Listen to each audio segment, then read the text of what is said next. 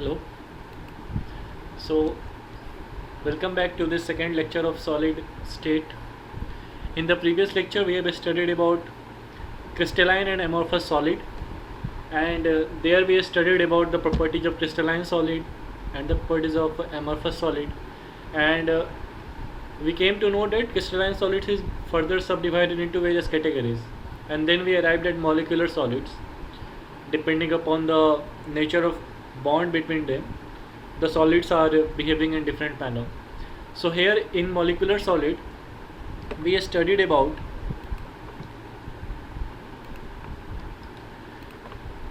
that these are further divided into non-polar molecular solids and polar molecular solids and hydrogen bond in molecular solids.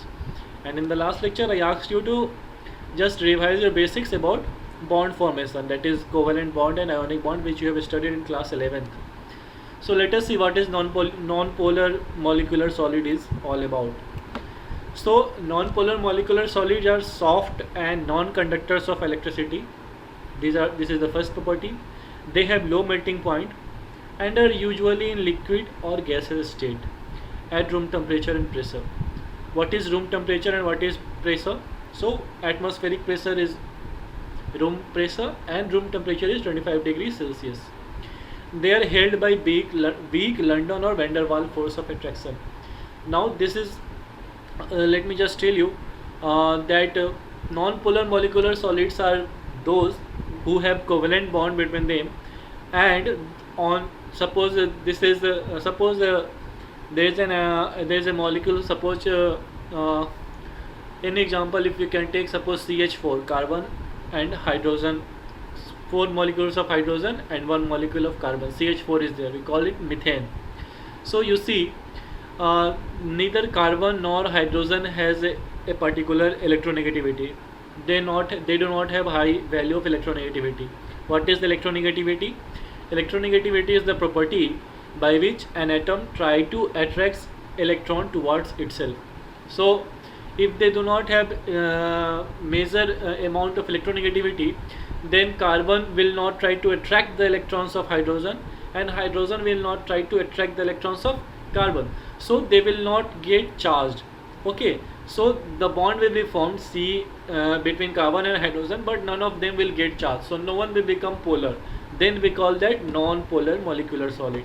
Okay, so since you know that van der Waals forces or London forces are the forces held by just atoms together, so these forces are weak forces, and that is why they are soft in nature. Okay, so since these are weak forces, so they are not very closed or tightly packed, so they are generally in liquid or gaseous state.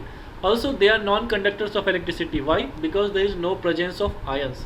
If there is no presence of ions first, and there is no presence of free electrons, because electrons are combined in forming the bond, so there is no presence of free electrons, so they are non-conductors of electricity.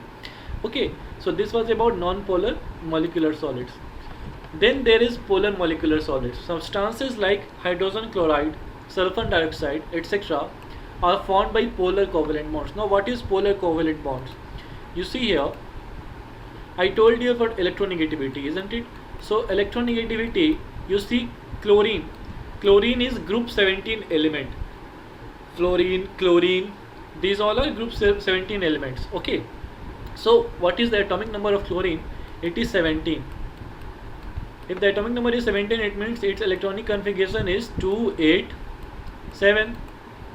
And now to complete the octet, it requires 1 electron. So it will get that 1 electron from hydrogen. And hydrogen has 1 atomic number, it will try to complete its duet, so it will get its 1 electron from chlorine. So they are forming a covalent bond here. But what happens is that the electronegativity of chlorine is very high. You see, because of the tendency, if it has 6 electrons, then tendency will be less. If it has 5 electrons, then tendency will be less. But since it has 7 electrons, its tendency will be high to complete the octet, because it is just at the verge of completing octet.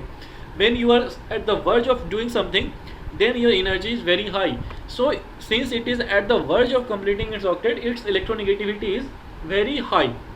Okay, so if its electronegativity is high, then it will try to attract the electrons of hydrogen towards itself, and a partial amount of negative charge, we say it as delta minus, develops at chlorine, and since the electron from hydrogen is attracted towards chlorine, that means a small amount, we read it as delta, positive charge is generated at hydrogen.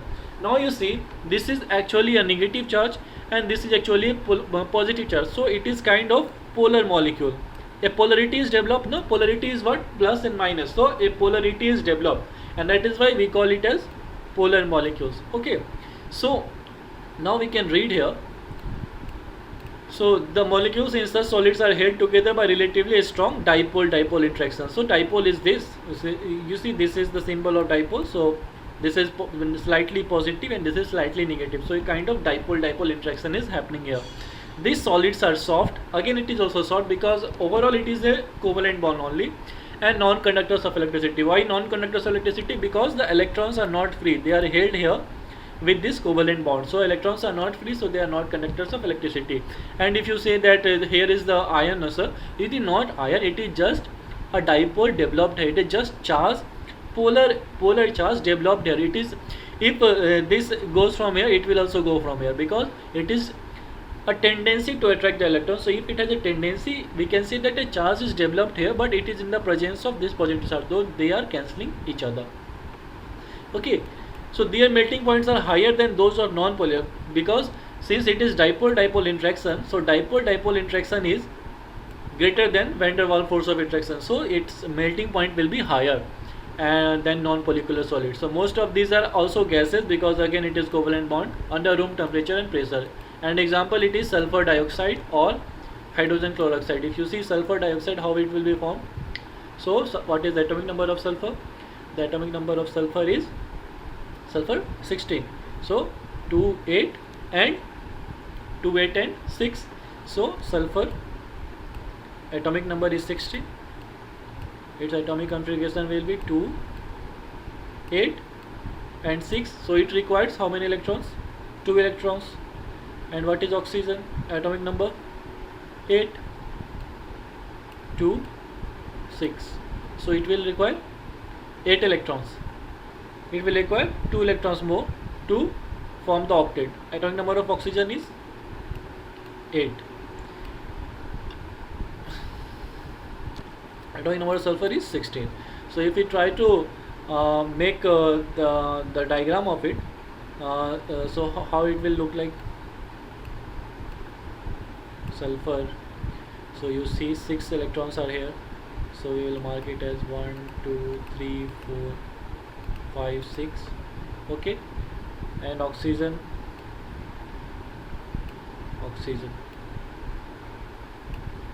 so in outermost cell oxygen has 6 electrons, 2, 2, 4, 2, 6, 2, 2, 4, 2, 6.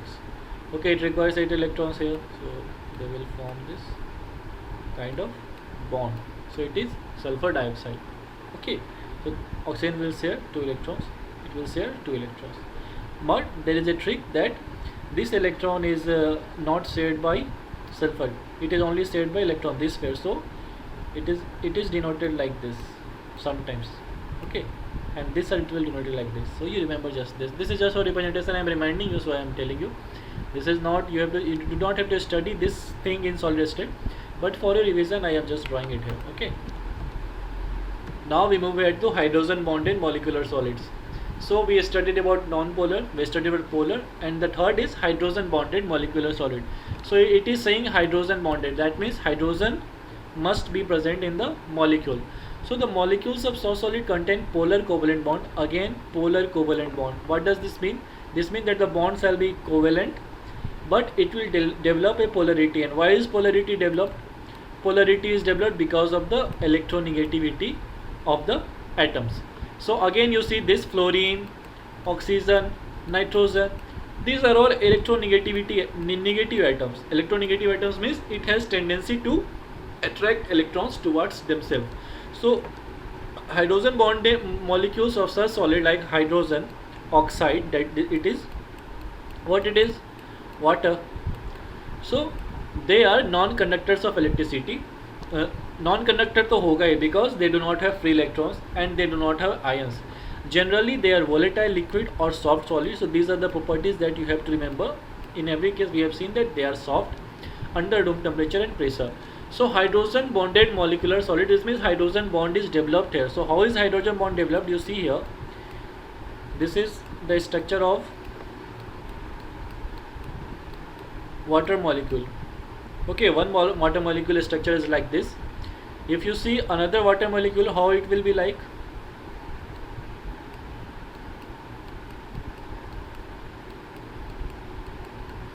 Like this. Okay, now the first question that I want to tell you that you must be seeing in the book that the hydrogen oxide is generally shown like this. Why is there a tilt here? Why it is not shown like this?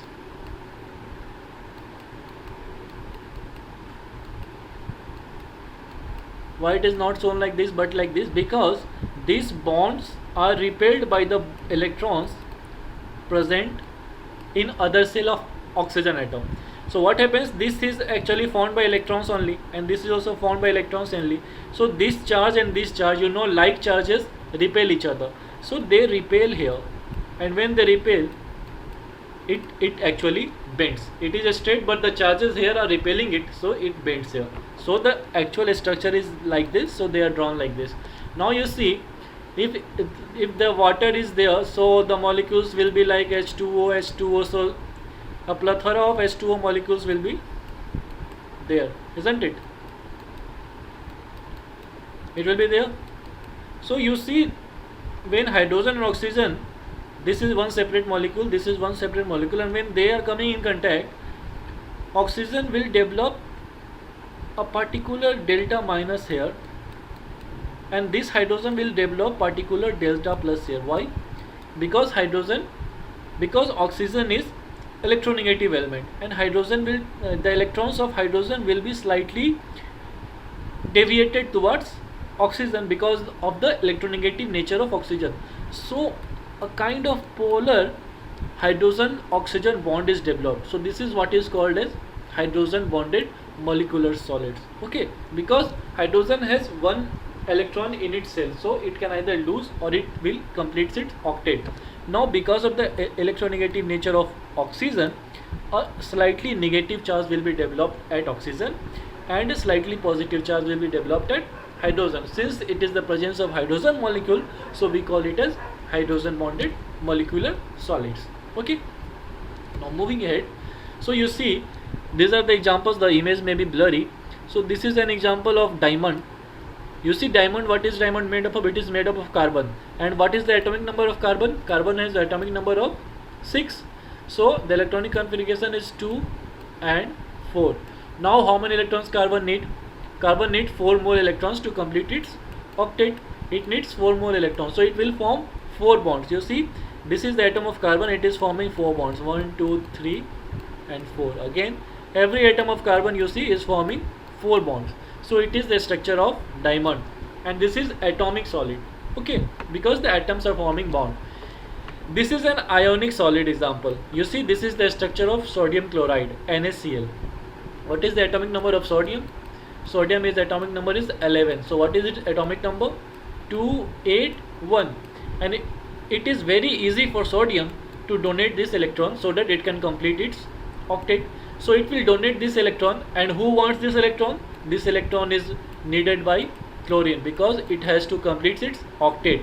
And when it will complete its octet, when it will become 18, so 1 electron will be gained by chlorine. So sodium will become positive and chlorine will become negative. Since chlorine has completely lost its electron, so it has now formed as ion, positive ion. And since chlorine has gained this lost electron of sodium completely, so this chlorine will become a negative ion.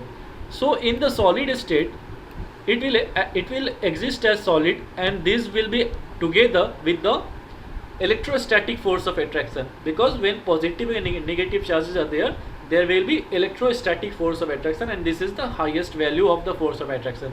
So they will exist in the solid form. But when it is dissolved in water, so then the ions will be free and the water will conduct electricity. But in the solid state, it will not conduct electricity because there is no free ions and there is no free electrons. Now what I was talking about water. So you see how this H2O molecule is there. You again see this. So this is the bent shape I was talking about. It is like this. This is oxygen molecule and this is 2 hydrogen molecule. Now you see how is it arranged. You see oxygen, oxygen, oxygen. So oxygen and these 2 are hydrogen, and you see this hydrogen is slightly, this is not shown very clearly. It is bonded by oxygen through hydrogen oxygen bond, and you see a layer is formed. So this is what is molecular solid, and in molecular solid a special case is hydrogen bonded molecular solid. So there were 3 cases in molecular solid: polar molecular solid, non-polar molecular solid, and hydrogen bonded molecular solid. Again, non-polar molecular solid is held together by London or van der Waals forces of attraction. Polar molecular solid is held by dipole-dipole force of attraction, and hydrogen bonded molecular solid is also held by dipole-dipole interaction, but it is we actually called it as hydrogen bond because of the presence of hydrogen. Now we will come to next topic, and that is ionic solid. And ionic solid is nothing that we just talk about NaCl, sodium chloride. That is the tables are that we use in our daily life. That is nothing but sodium chloride. So ions are the constituent particles of ionic solid, and such solid are formed by the 3-dimensional arrangement of cations and anions. What is cation? Positive charge. Anions, negative charge. So it is formed by cations and anions. Here it is positive and it is negative. So you have to remember this. Okay, so since it is held together by electrostatic force of attraction because of the presence of positive and negative ions, so they have high melting point and boiling point, because the bonds will not break easily because of the high value of electrostatic force of attraction, or we say it a Coulombic force of attraction. Since the ions are not free to move about, they are electrical insulators in the solid state. I told you earlier, in the solid state they are held together, so there is no free electrons and there is no free ions. For the conduction of current, either you have to have free electrons or you have to have free ions to conduct electricity. But in the solid state they are held together by Coulombic forces, so there is no chance of free electrons or free ions. But however, in the molten state or when dissolved in water, the ions become free to move and they conduct electricity. Okay, so in the molten or liquid state they will conduct electricity. When you dissolve salt in water, it will conduct electricity, but if the water is pure or if the salt is pure, then it will not conduct electricity. So this is an example. In the 3-dimensional view, you see how a sodium chloride is there. So chlorine, this is shown bigger and sodium is shown smaller because sodium has atomic number of 11, chlorine has atomic number of 17. As you move ahead in the atomic number, the size of the atoms also increases because of the number of increase in the number of protons and neutrons. Now we have another example of solid, which is metallic solid. So when you talk about metals, what is the definition of metal?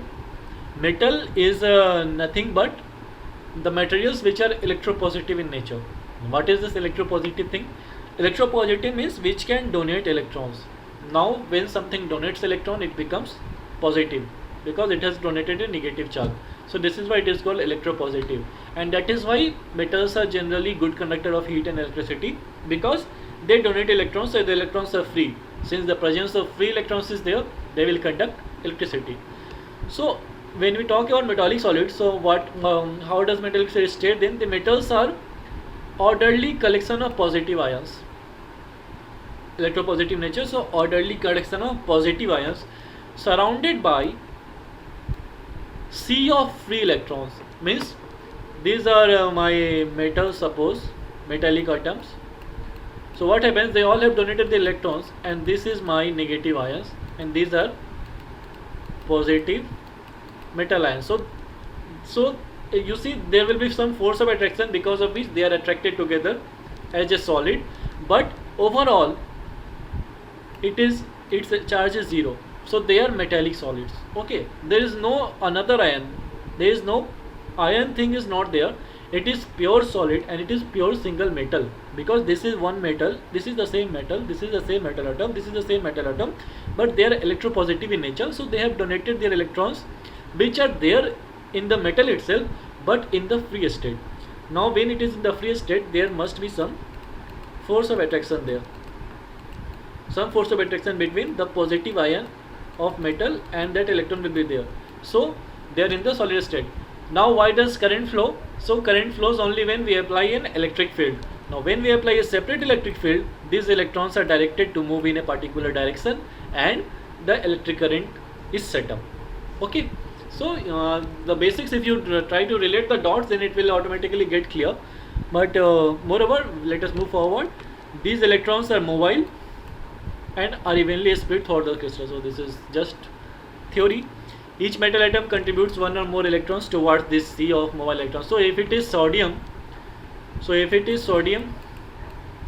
its atomic number is 11, so it is 2, 8, 1, so it will conduct one electron, it will donate one electron. If it is magnesium, so its atomic number is 12, so its atomic configuration, electronic configuration will be 282, and it will donate 2 electrons. So depending upon the atomic number, the metals will donate their free electrons. Okay, so till this reaches 4, so these are called metals. After 4, it is becoming non-metals, and there are some cases where they are, what are they called? So they are metalloids. It means they can either behave as metal or as non-metal. So that is the category where semiconductors actually fall.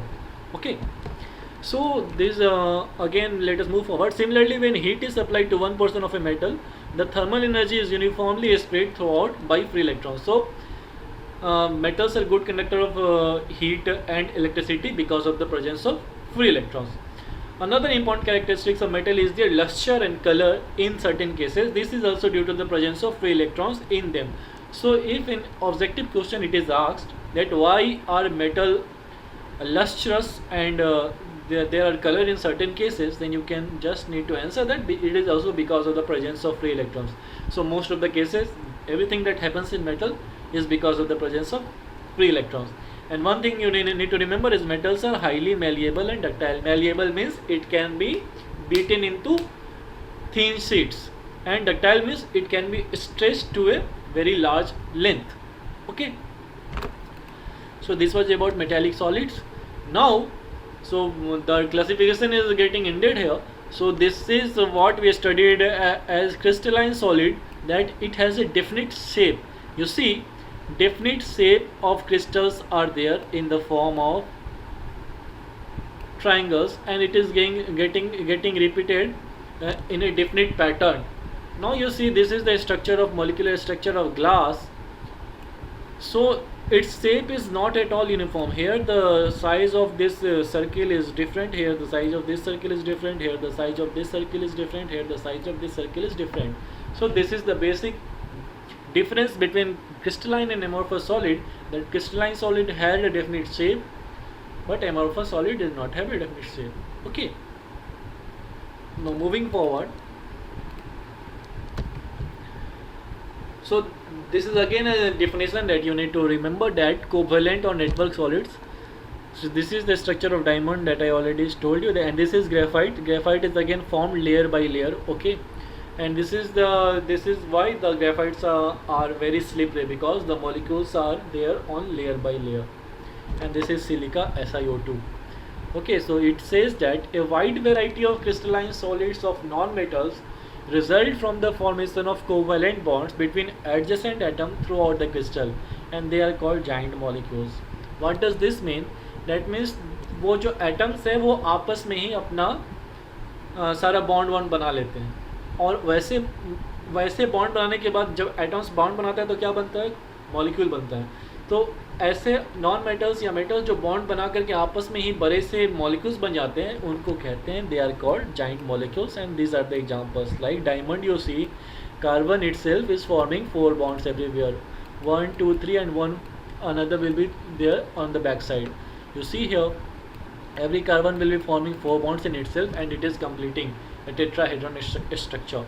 So these are called giant molecules. And covalent bonds are strong and directional in nature, therefore atoms are held very strongly at their position. Such solids are very hard and brittle. Brittle means what? It can be broken into pieces. Since we are talking about non-metals, and non-metals are brittle in nature. They have extremely high melting points and may even decompose before melting. They are insulators and do not conduct electricity. They are insulators because the electrons are bonded together and it will not conduct electricity, since these kind of bonds, when the metals are bonded together with themselves, they have extremely high melting points because the bonds become very strong. Okay, so this is the definition of giant molecules that you need to remember, but it is not very important. What is important and what is the main thing about solid state is now coming into picture. Now, so what does the heading say? First you see that crystal lattice and unit cells. So we have started our study by talking about crystals. We used this term a lot more in the previous lecture: crystalline solids and crystals, amorphous solids. So what is a crystal lattice and what is a unit cell? We need to first understand about this. Now, but before we study this definition, I just want you to tell an example that when we are suppose we are making a building. So what is the basic thing in building, in making a building? So what is the basic thing required? It is brick. So brick is the basic thing that is required to make a building, and when we keep adding bricks over bricks over bricks over bricks, the entire building is created, isn't it? So that brick is actually what is called a unit cell. That brick is actually a unit cell, and that building that is formed is actually a crystal lattice. Okay, so this concept you remember, that unit cell is nothing but a brick, and that building that we have formed is actually the crystal lattice. Now let us come to the definition of crystal lattice and unit cell. The main characteristics of crystalline solids is a regular and repeating pattern of constituent particles that we have seen in the last slide as well as of diamond. So if three-dimensional structure, if the three-dimensional arrangement of constituent particles in a crystal is represented diametrically, in which each particle is depicted as a point, the arrangement is called crystal lattice. So you just read this definition very carefully first. If the three-dimensional arrangement of constituent particles in a crystal is represented diagrammatically, in which each particle is depicted as a point, the arrangement is called crystal lattice. Means what? We are making a building. So this building is my crystal lattice, suppose. Now when I am giving a brick by brick, so the brick, how many corners this brick has? Suppose this is my brick, isn't it? Brick is a cuboid. So a cuboid has 1, 2, 3, 4 and 4 at bottom. So a cuboid has 8 corner points. These 8 corner points will be 8 particles or 8 atoms. Okay, so this is what it is saying here. If the three-dimensional arrangement of constituent particles in a crystal is represented diagrammatically, in which each particle is depicted as a point,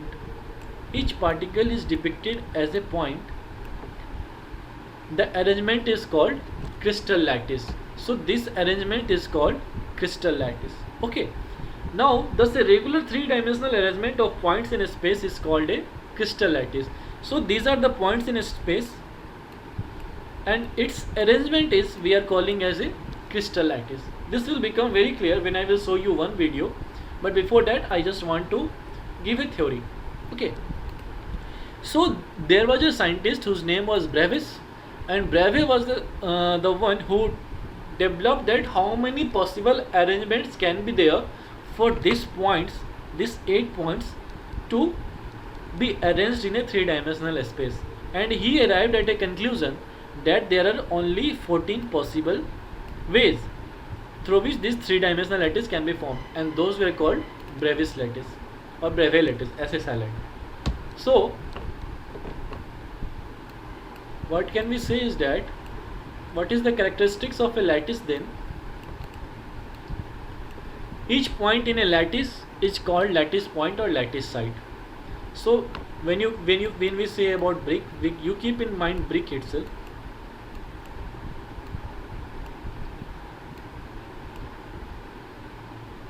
Okay, suppose this is the brick. Diagram is, let me just make another diagram.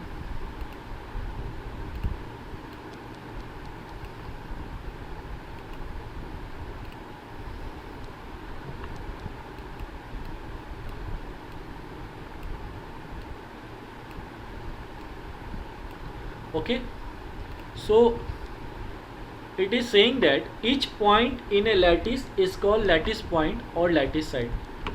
So if this is my lattice, each point, how many points it has? It has 8 points.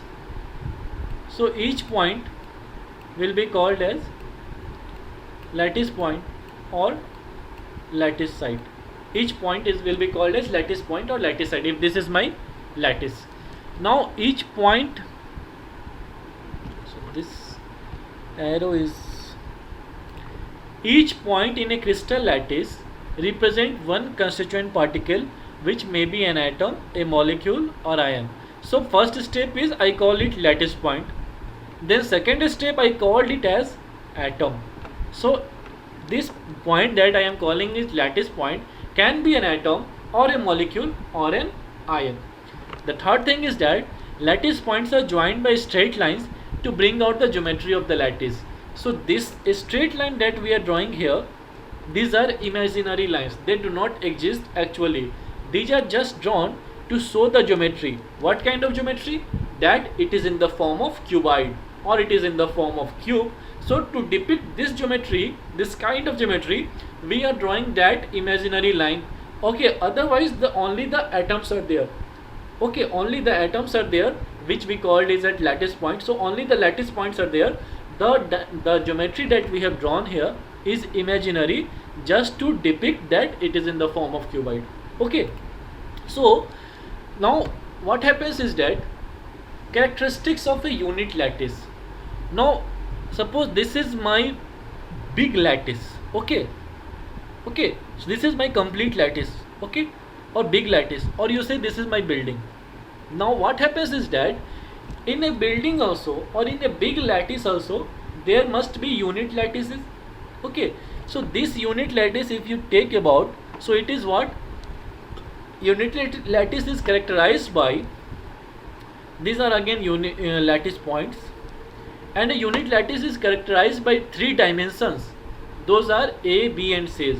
It means these are the 3 edges that may or may not be perpendicular to each other. Okay, so this,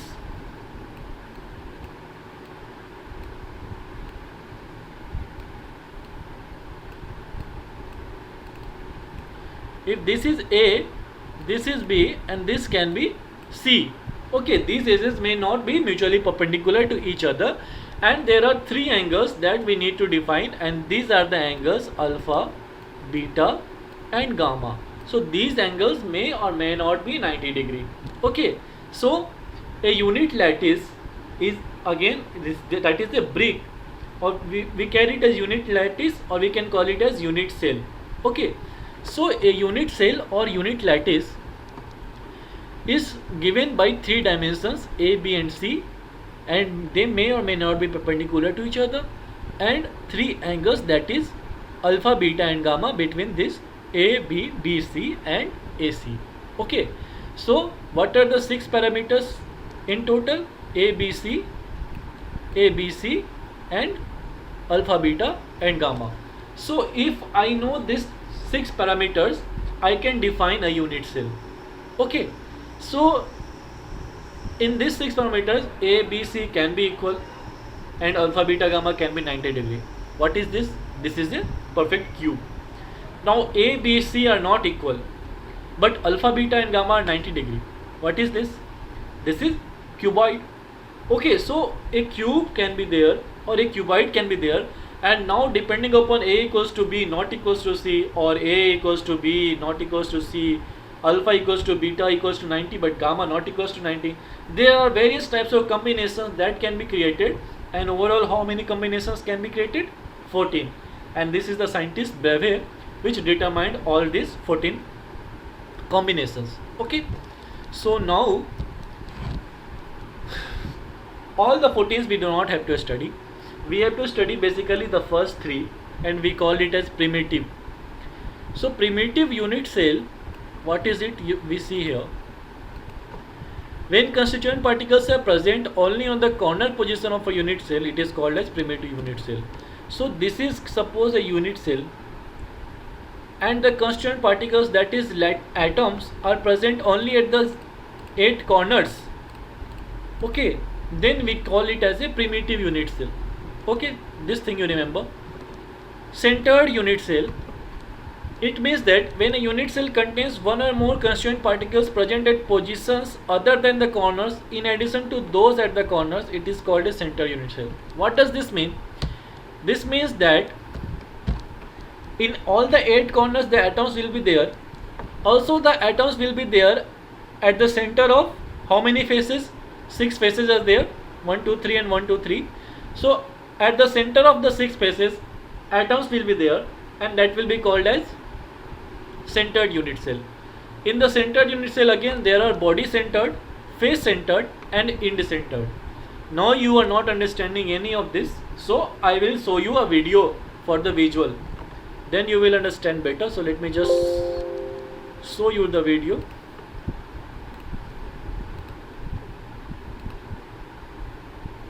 Okay, so it will show that this is the unit cell that we are talking about, and this is a crystal. Okay, now this is the complete crystal. How it is formed? It is formed by combinations of unit cell. So we call it as crystal lattice, and it is formed by unit cell. At the corner of each unit cell you see these are the atoms, ions or molecules present there. Now you see, so this is in one unit cell how many atoms are present? They are present as 8. Now I told you, no, there can be simple or primitive unit cell and centered unit cell. In the centered we have 2 types here, body centered and face centered. We will see what it is. Let us first understand what is simple or primitive unit cell. So this is my simple or primitive unit cell. You see at the 8 corners these spheres are actually my atoms. So these are the 8 atoms present at the 8 corners of the cell, and this line, okay, or the handle you are saying, this is imaginary as we talked about. So it is just to depict the picture that it is in the form of cuboid. So that is why these lines are here. Actually these atoms are close. These atoms are close together and there is no space between them. So in reality how does it look like? We will see. In reality they actually look like this. So there is no space between them, and to complete it as cube, what will happen that every atom will donate 1/4 of its part. You see, only then a cube will be formed. So what is it? Only 1/4 of the atom is getting contributed, isn't it? So 1/4 part of each atom is getting contributed to form a unit cell. Are you getting my point? 1/4 of every atom was contributed to form one unit cell. So this is the concept of simple or primitive unit cell. Okay, so there are 8 corners, every corner one atom was there, and it is contributing 1/4 of it to make a unit cell. Okay, 1/4 nahi, this is 1/8 of it. 1/8 part it is. If you make so how it is 1/8 part? Because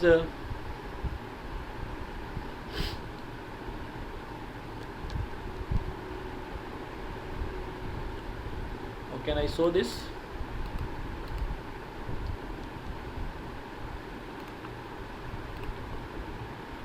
Now this is my circle, and this is, you say it is 1/4, but when you take it as in a sphere form, it will actually come out to be 1/8 part. Okay, so this is 1/8 actually, because in the 2 dimension it is showing 1/4, but it is in the 3 dimension, So if you cut a ball, so it will, you will notice that it is coming out in the 8 part, 1 upon 8 part. Now we will go again to the video, back to the video. So if you want to see again, we can move backwards how it is getting cut.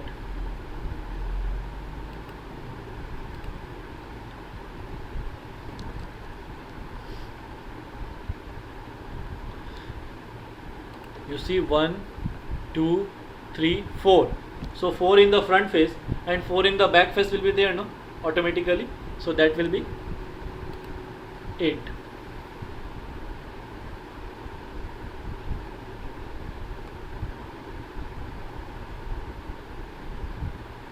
So this is how a primitive unit cell is formed. So every atom has contributed 1 upon 8 part of it. Okay. Now we will move ahead and see. So this is, you see, the distance is between them is how much? Distance between them was the radius of the each atom, summation of the radius of each atom.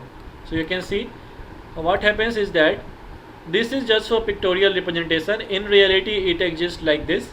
And also, since we are talking about unit cell, so unit cell is in the form of cuboid. That means it is only 1 upon 8 atom is contributing to each cell. So you see here, this is why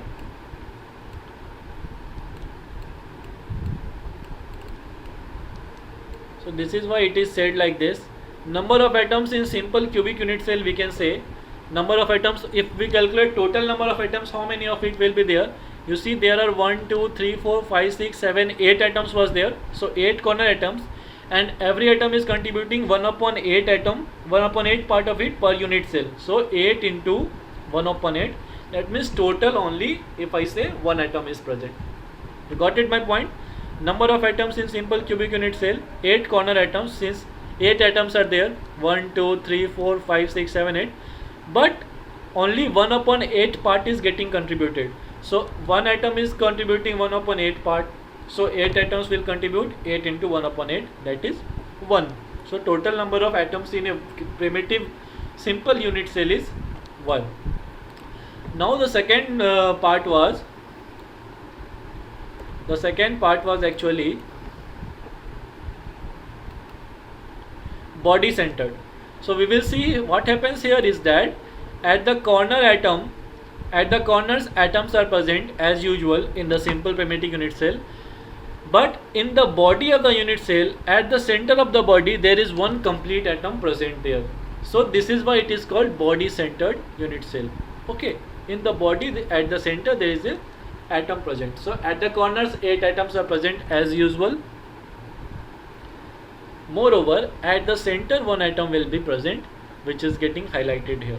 So this is called body centered, and in reality it is like this.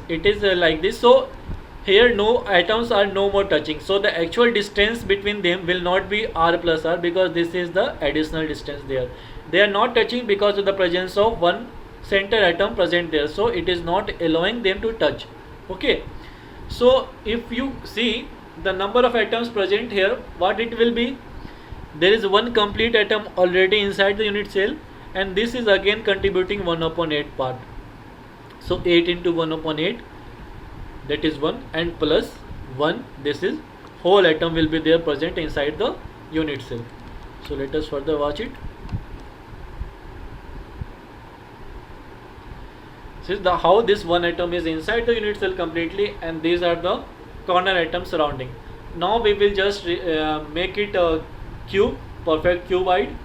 So to make it a perfect cuboid, we will have to chop off the rest of the atoms outside the cuboid, and you see this is how the atoms are there. 8 corner atoms at 8 part, and 1 atom is completely inside the unit cell. So these are the 8 corner atoms highlighted. This is 1 upon 8 part of it, and this is one single atom inside the unit cell. So total number of atoms, if I have to write, number of atoms present at corner equals to 8 corner atoms into 1 upon 8. So corner पे 8 into 1 upon 8 1 हुआ, and center पे कितना है? number of atoms present at center of the cube, this is 1. So total number of atoms present in body center is 1 plus 1, which is 2. Got it? I hope it is clear. So now moving ahead, another part was face centered unit cell. You see what is happening here is there are 6 faces. So every face, at the center of every face there is an atom present. Okay, at the center of every face there is an atom present, and at the corners also the atoms are present in the usual way. So now you see how does it look like. So at the center, as usual, the atoms are present there, and at the center of every face, you see 1 2 3 4 5 6 6 faces there. So 1 2 3 4 5 and 6 atoms are present at the center of every face. Now how will be they there at the center? So half portion will be at this side, half portion will be at this side. So to form the cube, I will have to chop off from half of it. Okay, so only 1/2 part of it will be there, half part of it will be there in the cube. You see, I just first chopped off that part, and you see there, here you see half part is getting chopped to just align it with the surface. So 1/2 part of it, half part of it, that is 0.5 part of atom present at the center of every face is cut off. You see here, you see here, you see here, and same on the back side. And that usual 1/8 part is there at the center of the atoms. So this is what the face centered atoms will look like. At the center of the body there is no presentation of atom. Only at the center of 6 faces the atoms is present, and at each corner atoms are present as usual. So if you calculate the number of atoms here, how much it will be? It will be 8 into 1/8 plus half 1/2, and how many is there? 6. So 6 into 1/2. So 3 plus 1. Total number of atoms present in this unit cell will be 4. So unit cell is in the form of cuboid. So we arrived at the shape cuboid there, and then we calculated the number of atoms. So 8 into 1/8 and 6 face atoms into 1/2, because half was contributing there. So half atom per unit cell equals to 3. So total number of atoms will be 6. 3 plus 1, that is 4. So this was about the depiction of unit cell and atoms there. So we just studied that number of atoms in unit cell in primitive cubic unit cell. It is 1/8 part is getting actually belongs to the particular unit cell. So 8 into 1/8 equals to 1. Body centered unit cell, it is like this. You see here, this figure we have studied very clearly. So 8 into 1/8 and 1 body centered atom at center. So 1 plus 1, 2 atoms. And face centered cubic unit cell we just studied, which it is also called as FCC, face centered cubic unit cell, and contains atoms of all the corners and at the center of all the faces of cube. Thus in a face centered cubic unit cell, it was 8 into 1/8, 1 atom, and 6 face centered atoms, and only half of that was contributing. So half per unit cell, so 3 atoms. So per unit cell means in every unit cell only 4 atoms are present together. So this is for today's part. We will meet again in the next lecture.